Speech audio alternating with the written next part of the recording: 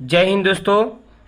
आज हम लोग क्लास 10th का सामाजिक विज्ञान में भूगोल का पाठ ख जल संसाधन का लघुत्तरीय प्रश्न लेकर आए हैं। आज इसके पूरे विस्तार से जानकारी दी जाएगी। ठीक है, आप इसको पहले पूरे वीडियो तक देखें और पूरे वीडियो तक बने रहें। इसके पहले वाले पूरे चैप्टर का वीडियो अपलोड कर दी गई है और इतिहास का चैप्टर 1 से लेकर 8 तक का पूरा लघुत्तरीय, दीर्घोत्तरीय और वस्तुनिष्ठ प्रश्न का भी वीडियो अपलोड कर दी गई है। आप लोग जाकर देख सकते हैं। कम समय में सिकंदर सरल भाषा में मतलब बताने का श्रेय इस चैनल को दी जाती है। इसका नाम है माँ आर्ट्स जोन। ठीक है, याद रखेंगे। आज इसको लघुत्तरीय को पूरे विस्तार से हम लोग समझेंगे और जानेंगे। कहा जाता है ना संघर्ष ना तकलीफ तो खाक मजा है जीने में, ना संघर्ष ना तकलीफ तो खाक मजा है जीने में। बड़े बड़े तूफान खड़े हो जाते हैं जब आग लगी हो सीने में। और जीवन में संघर्ष नहीं है, तकलीफ नहीं है तो जीवन को जीने में मजा ही नहीं आएगा। सही बात है।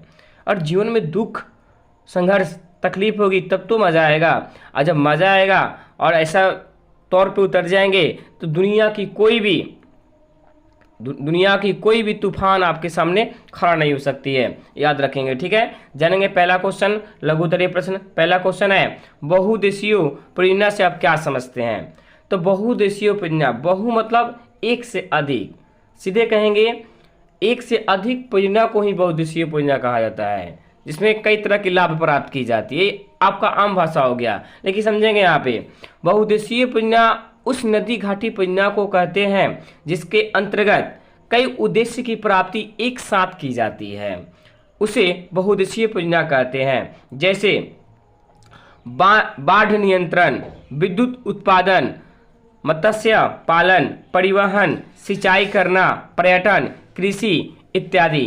कहने का मतलब ये जो बहुउद्देशीय परियोजना होता है और इससे कई उद्देश्य की प्राप्ति एक साथ की जाती है, उसे बहुउद्देशीय परियोजना कहते हैं। जैसे बांध बनाकर पानी इकट्ठा कर बिजली उत्पादन करना, मत्स्य पालन करना, मछली पालन करना, पिए योग्य जल का निर्माण करना, बाढ़ नियंत्रण करना, मृदा अपरदन को रोकना, ये सब इसके अंतर्गत आ सकता है। एक ही उद्देश्य से, ठीक है, एक ही कार्य से। खाली ओनली बांध बना देंगे तो याद रखिएगा।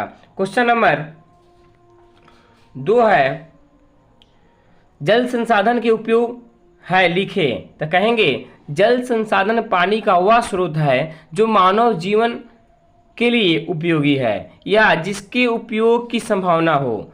जल संसाधन के अनेक उपयोग हैं, जैसे कृषि, घरेलू, औद्योगिक, मनोरंजन इत्यादि।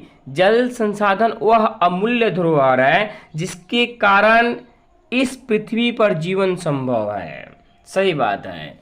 आप देखा जाए तो आमतौर पे कह सकते हैं जल संसाधन का उपयोग कि मनुष्य की आवश्यकताओं की पूर्ति जल के माध्यम से होती है, उसे जल संसाधन कहते हैं। और जल का उपयोग कही जा रही है तो जल का उपयोग आप अपने जीवन में कई प्रकार के करते हैं, कई तरह से करते हैं। पीने में करते हैं, नहाने में करते हैं, कपड़ा धोने में करते हैं, सिंचाई करने में करते हैं, मुर्गी पालन में करते हैं, मत्स्य पालन में करते हैं, मछली पालन में करते हैं। आपके जीवन में कई तरह के उपयोगी है जल का, और जल के बिना जीवन कतई संभव नहीं है। देखा जाए तो आप जल के बगैर जीवन का कल्पना भी नहीं कर सकते हैं। एक देखा जाए तो जीवन का जल एक बहुत हीरा तौर पे एक धरोहर, मूल्य धरोहर चीज़ है। इसके बगैर हम पृथ्वी पर अपने जीवन को संभव नहीं रख सकते हैं। ठीक है, तो आपका जल होता है, याद रखेंगे। जल है तो कल है, जल है तो जीवन है। इसलिए मैं हमेशा प्रेरित करता हूँ आप लोगों को, पेड़ लगाओ जीवन बचाओ, पौधा लगाओ जीवन बचाओ। ठीक है। क्वेश्चन नंबर 3 है अंतर्राज्यीय जल विवाद के क्या कारण है। इसका कारण पूछी जा रही है, तो जानेंगे। पहले इसके बारे में थोड़ा जान लेंगे कि अंतर्राज्यीय जल विवाद है क्या, तब उसकी कारण की चर्चा कर दी जाएगी। कहेंगे दो राज्य के बीच, किसी भी देश के दो राज्य के बीच नदी जल के बंटवारा को लेकर उत्पन्न विवाद को अंतर्राज्यीय जल विवाद कहा जाता है। सीधी सी बात है।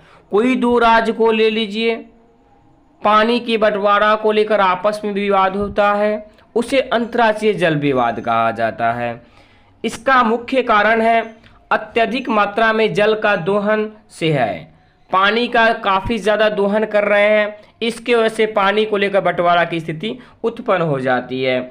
उचित व्यवस्था के अभाव में जल संरक्षण नहीं हो पा रहा है, जो जल विवाद का मुख्य कारण है। देखा जाए तो आज हम लोग अपार मात्रा में, मान लीजिए आपके घर में 2 परिवार हैं, एक परिवार ज़्यादा पानी जियान कर रहा है, एक आदमी नहीं कर रहे हैं, तो बात आ जाती है पानी को लेकर कि आप क्यों कर रहे हैं। तो पानी जो जियान करते हैं कभी कभी पानी कमी आ जाती है, इनको पानी नहीं मिल पाता है, तो इस मुद्दा को लेकर वो बोले कि मेरे पानी को लेकर बंटवारा कर दीजिए, ताकि मैं अपने पानी से अपने जीवन के यापन करूँगा, हम अपने से करूँगा, वो अपने से करेंगे। तो ऐसे करने से जल विवाद की स्थिति क्या हो जाएगी, खत्म हो जाएगी, इसकी बंटवारा हो जाएगी। तो मान लीजिए मेरे पास 10 लीटर रहेगा, आपका भी 10 लीटर, तो मैं 10 लीटर अपने जीवन 5 साल बिताऊंगा, और 10 लीटर में अपना जीवन 1 दिन बिताए, उससे कोई मतलब नहीं। इस प्रकार करेंगे तो ये विवाद उत्पन्न नहीं हो सकती है। ठीक है, याद रखेंगे। कारण यही कहेंगे, जल का कमी के कारण ही जल विवाद उत्पन्न भी होता है। या एक सिंपल तौर पर समझ लीजिए, मान लीजिए किसी नदी के माध्यम से आपके बिहार राज्य में पानी आ रही है, उत्तर प्रदेश के रास्ते। ठीक है, उत्तर प्रदेश भी एक राज्य है, तो राज्य से जब पानी आ रही है तो जिस नहर या नदी से आ रहा था, तो जाकर उत्तर प्रदेश ने उस पानी को रोक लिया, पूरे पानी को अपने तरफ कर लिया, इधर पानी नहीं आने दिया। तो इस प्रकार से भी विवाद हो सकता है 2 राज्य के बीच। मान लीजिए वो पानी मुझे भी पीनी है, आपको भी पीनी है, तो थोड़ा मुझे भी छोड़ दो यार, मैं तो भी जीऊँगा। तो इस प्रकार इस मुद्दा को लेकर विवादें हो जाती है, इसको भी अंतर्राष्ट्रीय जल विवाद का मुख्य कारण कह सकते हैं। ठीक है, याद रखेंगे। क्वेश्चन नंबर, जल संकट क्या है जानेंगे। देखिए, सामान्य शब्दों में कहा जाए तो जल की कमी का होना जल संकट कहलाता है, सीधी सी बात है। सामान्य शब्दों में कहा जाए तो जल की कमी का होना जल संकट कहलाता है। जल संकट का मनुष्य का कारण बढ़ती जनसंख्या, उनकी मांग तथा जल के असमान वितरण इत्यादि से है। आज देख रहे हैं जल कमी का सबसे कारण क्या बताई जा रही है। आपके परिवार में पहले 2 आदमी थे, वो परिवार लंबा होकर 4 से 5 आदमी हो गए। पहले वहाँ पे 2 बाल्टी पानी की आवश्यकता होती थी, आज वहाँ पे 4 बाल्टी की आवश्यकता हो रही है। तो कहीं ना कहीं जनसंख्या के बढ़ने के वजह से पानी की तो मांग बढ़ रही है, और जब पानी की मांग बढ़ेगी तो जल का तो कमी होगी। इसी को जल संकट कहा जाता है। सीधी सी बात है, जल का कमी होना ही जल संकट कहलाता है, याद रखिएगा। ठीक है, आएंगे क्वेश्चन नंबर 5। आज के लिए लास्ट क्वेश्चन जानेंगे। 5 नंबर है, भारत की नदियों के प्रदूषण के कारणों का वर्णन कीजिए। भारत के कुछ नदी के प्रदूषण के कारण क्या है, वजह क्या है, वह नदियाँ क्यों प्रदूषित होती है, जानेंगे। करें यहाँ पे आंसर में, उत्तर में, भारत की नदियाँ की प्रदूषित करने का निम्नलिखित कारण है। पहला कौन है, तब बड़े बड़े कल कारखाने से निकली हुई गंदगियाँ, कुल कचरे, या कुर होना चाहिए, कुर कचरे सब नदियाँ में बहाई जाती है। जितने भी बड़े बड़े फैक्ट्री देखे हैं, कंपनी देखे हैं, पूरी कंपनी की पूरा कूड़ा कचरा नदी में पाइप के मुताबिक बहाई जाती है। इस प्रकार से पूरा नदी का जाता है प्रदूषित हो जाता है। यह एक कारण आप कह सकते हैं। दूसरा कारण जानेंगे, मनुष्य के द्वारा कई प्रकार के कार्य करके नदी को प्रदूषित करते हैं, जैसे कपड़ा धोना, नहाना, गाड़ी धोना, बर्तन धोना, मलमूत्र धोना, पशु धोना आदि। देखा जाए तो हम लोग मनुष्य के द्वारा कई तरह कार्य करके हम लोग जल का प्रदूषित को बढ़ाते हैं, प्रदूषण करते हैं, अच्छा जल को भी खराब कर देते हैं। नहाने के वजह से, कपड़ा धोने के, या कूड़ा कचरा फेंकने से, घर के नालियाँ बहाने से, बर्तने धोने से, मलमूत्र को धोना, पशु को ले जाकर भैंस धो रहे हैं तालाब में आप, तो इस प्रकार क्या होता है, ये जल प्रदूषण का कारण बन जाता है। ये दिन पर दिन जल प्रदूषित हो जाता है। इस प्रकार से फिर जल की कमी होने लगेगी। अगर मान लीजिए अच्छा जल है और अच्छा जल को भी आप प्रदूषित कर रहे हैं, तो आपके जीवन में कहीं ना कहीं अच्छा जल की कमी तो हो रही है ना। इस प्रकार स्थिति जल की संकट की उत्पन्न होगी तो तय है, 100% तय है। कहीं ना कहीं आप जो अच्छा जल है उसको थोड़ा सा मेहनत कर देंगे तो पिए योग्य जल बना लेंगे।